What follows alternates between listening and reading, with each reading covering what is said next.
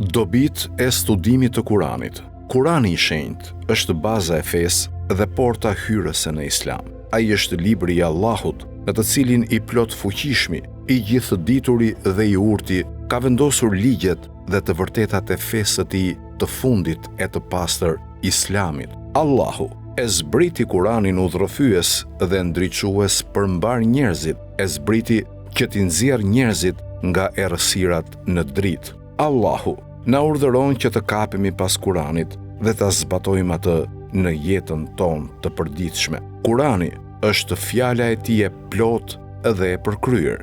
Allahu i madhëruar thotë: "Ky libër që kemi shpallur është i bekuar, prandaj ndiqeni dhe druajuni kundërshtimit në mënyrë që të mëshiroheni." Nuk vjen libër tjetër nga Allahu pas Kuranit. Ai është këshill, shërim dhe mëshirë. Është dritë dhe udhëzim. Kushdo që dëshiron të arrijë sa më afër krijuesit të tij, duhet të ketë Kuranin prijes në jetën e vet. Profeti Muhammed, paqja dhe bekimet e Allahut qofshin mbi të dhe mbi familjen e tij, ka thënë: "Nëse dëshironi jetesën e të lumturve, vdekjen e dëshmorëve, shpëtimin në ditën e vështirësisë, hijezimin në ditën e nxehtë dhe udhëzimin në ditën e humbjes, studiojeni Kuranin, sepse ai është fjala e Rahmanit, gjithmëshirshmit, mbrojtje prej djallit dhe anues për nga veprat e mira në peshore."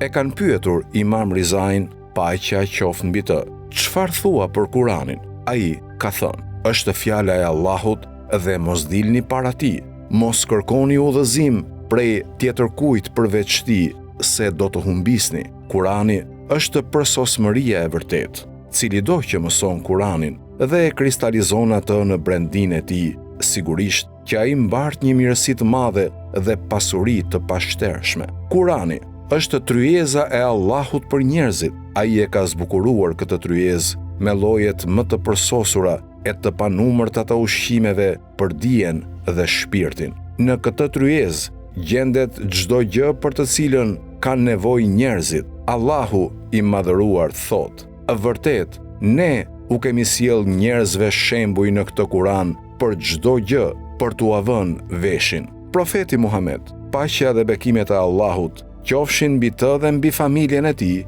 ka thënë: "Sigurisht, ky Kuran është tryeza e Allahut, prandaj studiojeni sa të mundeni tryezën e tij." Kurani është depozita e dijeve të Allahut. Ai që ndriçohet me këtë dije dhe i mbart ato, do të jetë prej banorëve të xhenetit. Profeti Muhammed, paqja dhe bekimet e Allahut qofshin mbi të dhe mbi familjen e tij, ka thënë: "Mbartësit e Kuranit janë të diturit e banorëve të xhenetit." Transmetohet nga Imam Sejjadi, paqja qoftë mbi të, se ka thënë: "Ajetet e Kuranit janë depozitat e dijes. Sa herë që të hapësh një depozit, ti duhet të shikosh se çfarë ka në të.